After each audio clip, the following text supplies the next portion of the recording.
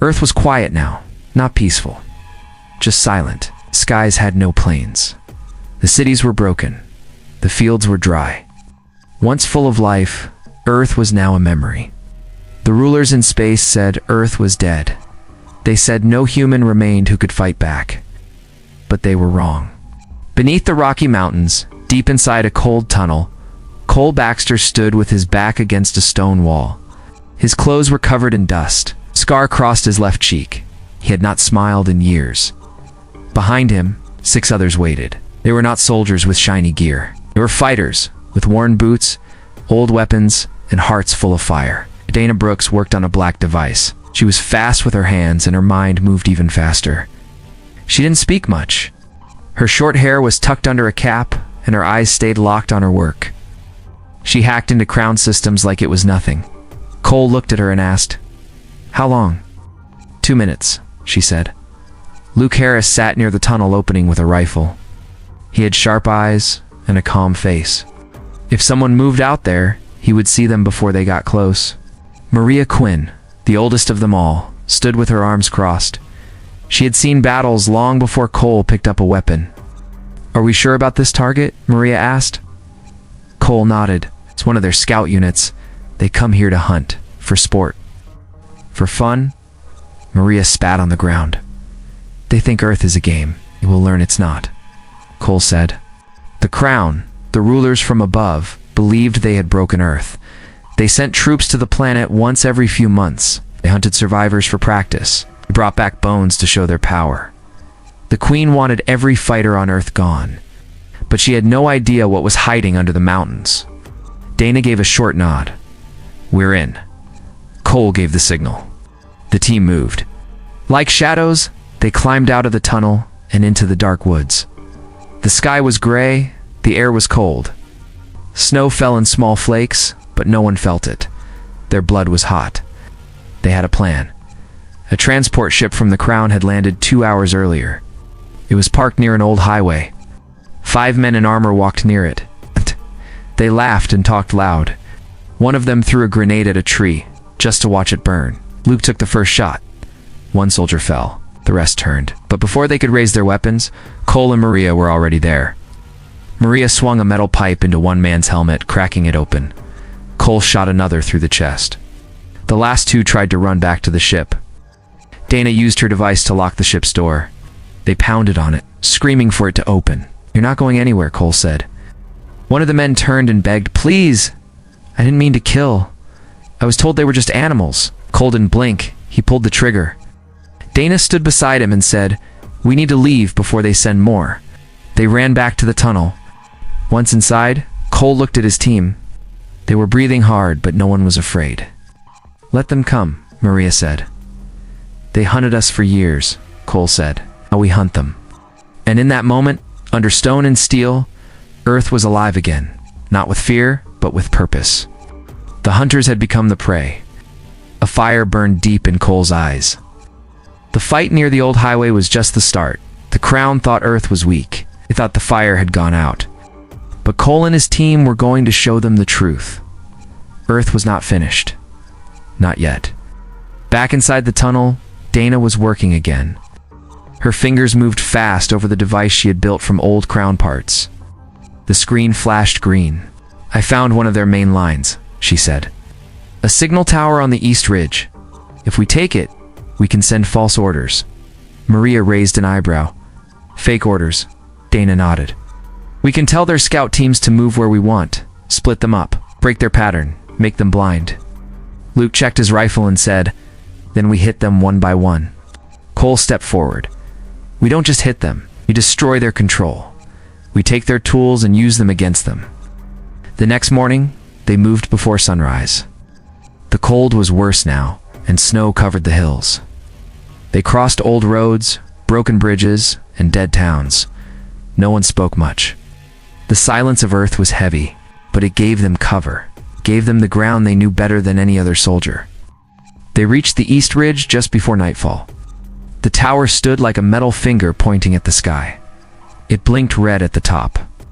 A small camp of Crown soldiers stood at the base. There were 6 men with rifles and armor. "They don't expect trouble," Maria said. "They'd never do," Cole answered. They waited until the guards split up. Cole moved behind one and used his knife. Maria took out two with a strong swing of her pipe. Luke stayed at a higher point and gave cover. Dana moved with speed and reached the base of the tower. She opened a panel and pulled out a thick cable. "In 5 minutes, we will be the ones giving orders," she said. They dragged the bodies into a ditch and took what gear they could use. Dana connected her device and began typing commands. On her screen, Crown Scout units lit up across the map. She changed their targets. She told some to return to orbit. Others were told to check false crash sites. The Crown would be chasing ghosts. Back in the tunnel that night, they sat around a fire made from old wood and metal. For the first time in a long while, someone laughed.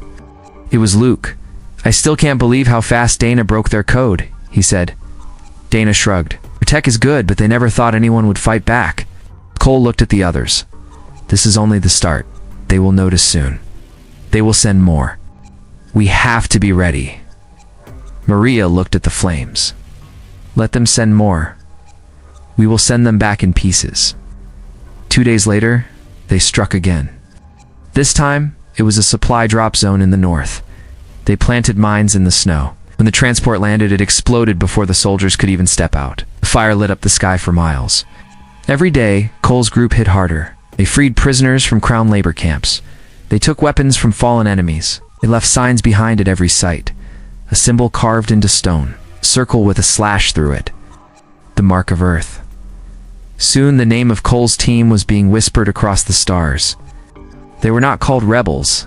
They were not called survivors. They were called something else. The shadows from Earth, the ones who refused to die, the ones who hunted back. The news reached Arden Prime fast. The Queen's palace was a shining fortress among the stars. Queen Marian stood tall in her council room, her face cold and hard. The attacks on Earth were no longer small strikes. They were organized, smart, and growing stronger. The Crown soldiers were losing control. General Julian Thorne stood before her. He was the Queen's most trusted commander. His jaw was tight. His hands clenched into fists. "They are not rebels anymore," Julian said. "They are soldiers. They fight with skill and planning. If we do not act now, we will lose everything." Queen Marian's eyes flashed.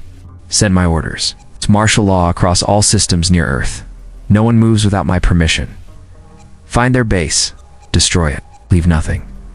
Julian nodded. "I will lead the hunt myself." On Earth, Cole and his team heard the news through stolen transmissions. Dana worked to keep their network safe. They knew the Queen would not back down. She never did. The fight was about to get worse.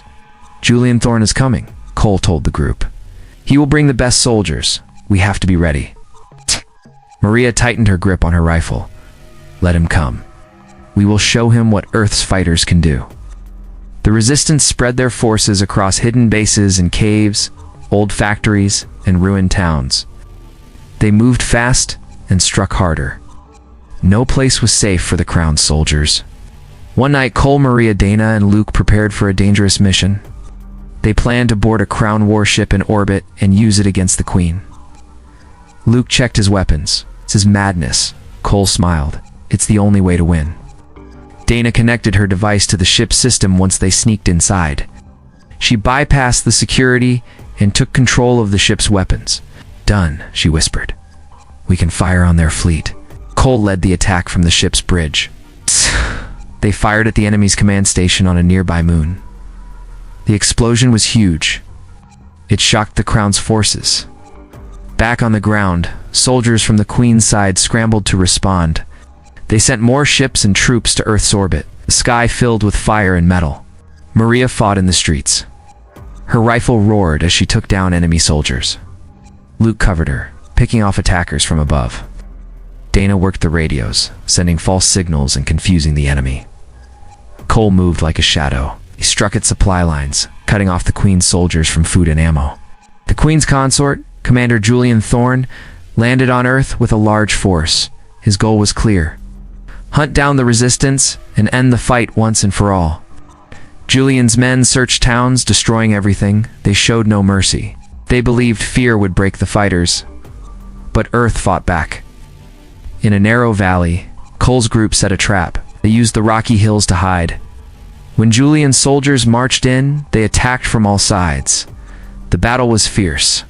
Gunfire echoed, and men fell. The resistance fighters moved with skill and speed. Cole faced Julian in the middle of the fight. Two men stared, knowing only one would walk away. Julian charged, but Cole dodged and struck him with the butt of his rifle. They wrestled on the cold ground. Cole's strength came from years of survival. He pinned Julian and held him tight. "Tell your queen," Cole said. "Earth is not a place to hunt anymore." Julian spat blood and gasped. "You will pay for this." Cole left him tied and wounded. A message for the queen. The resistance celebrated in quiet. They knew the fight was far from over. But for the first time in a long time, Earth was no longer afraid. They had turned the tables. The hunters were now the hunted. The war was only beginning. The fight on Earth grew louder. The Queen's armies poured more soldiers and ships into the battle. They wanted to crush the resistance fast. But Cole and his team were stronger than ever. It's something the Queen did not expect. They had hope and a plan. Dana worked day and night in a hidden cave, building something new. Pieces of old ships, broken machines, and stolen parts came together. She called it the Remnant. It was a small stealth ship, faster and harder to find than any other. "This ship will change everything," Dana said. "We can take the fight to the Queen." Nodded. "We need to end this war before more die." Maria trained new fighters from the towns that had joined them. Their numbers grew with each victory.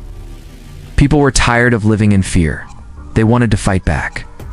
Luke scouted the skies, watching for enemy ships. He sent signals to the resistance to prepare for attacks. One cold morning, Cole and his team launched the Remnant. They flew through space quietly, moving closer to Arden Prime. The Queen's fortress world was shining with lights and weapons. It looked strong, but the resistance had learned its secrets. Dana hacked into the defense system from the ship.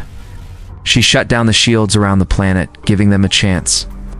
Maria and Cole led a strike team through the city streets. Buildings were tall and shiny. Guards walked in patrols. The Queen's soldiers were alert, but not ready for this attack. They fought hard. Maria took down 3 soldiers with quick moves. Cole shot another trying to run. Luke covered them from above, sniping enemies before they could reach the team. Inside the palace, the Queen watched the battle on her screens. Her face was cold, but full of rage. She would not lose. She sent her royal guard to stop the fighters. Cole and Maria fought their way through the guards. The Queen waited in the throne room. She wore a heavy crown and held a sharp sword. Her eyes were filled with pride and anger. "You think you can take my world?" she asked, her voice strong. Cole did not answer. He moved forward. The Queen swung her sword with skill, but Cole was faster. He dodged and grabbed her arm. They struggled in a fight close and fierce. Maria fought the other guards, breaking their line. She shouted to Cole, "We have to finish this now." With a final move, Cole knocked the Queen down. She lay on the floor, breathing hard. "You will answer for your crimes," Cole said. The Queen's face changed from anger to cold silence. She was defeated. Outside the palace, the Queen's soldiers were confused. Their leader was gone. The shield was down. The resistance had won this battle. Dana sent a message across the galaxy from the Remnant. The Queen is captured. Arden Prime is lost. Crown's rule is broken. The Queen was taken from her throne. She was no longer the ruler. The resistance stood ready to build something new. Cole looked at his team. They were tired but proud. They had fought for Earth. They had fought for freedom. Maria said, "This is just the beginning. We must make sure no one ever hunts us again." Cole agreed. "We will not be hunters or hunted.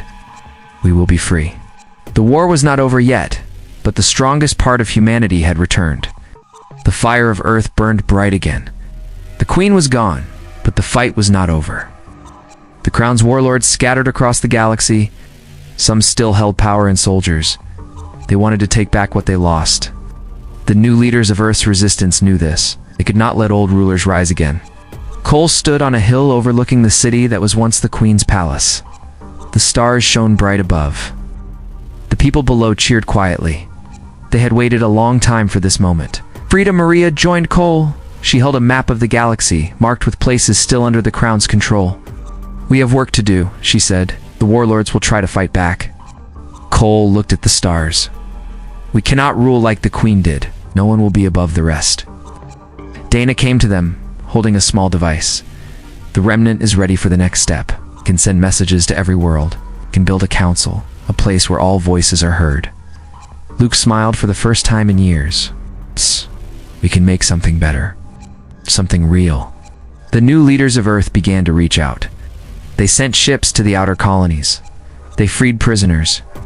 They helped people rebuild their homes. Slowly, the galaxy started to change. The council was formed. No king or queen ruled it. Instead, leaders from many worlds met to make decisions. They shared power. They promised no one would be hunted or forced to live in fear. Cole spoke at the first council meeting. We fought to be free. Not to rule.